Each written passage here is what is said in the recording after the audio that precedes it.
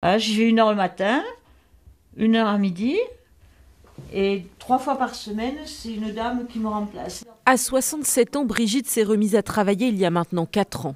Malgré la fatigue physique qu'elle nous décrit, cette retraitée est désormais auxiliaire de vie.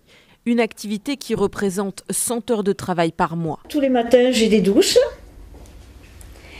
Puis chez la même personne, à midi le repas, et le soir, pareil. Donc j'interviens 3 fois par semaine chez Marcel. Quand elle nous donne les raisons qui l'ont poussée à se remettre à travailler, Brigitte évoque un besoin de lien social, mais surtout un enjeu économique.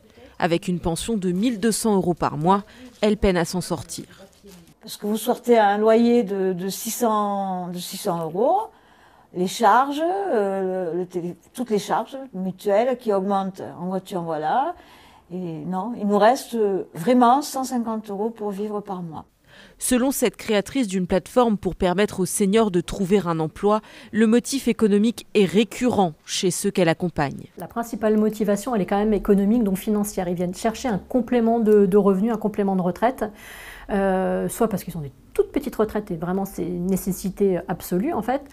Et puis pour d'autres, c'est aussi le besoin de garder le même niveau de pouvoir d'achat, parce que quand vous avez votre revenu salarié et qu'ensuite vous avez votre pension qui arrive, il y a un gap entre les deux niveaux.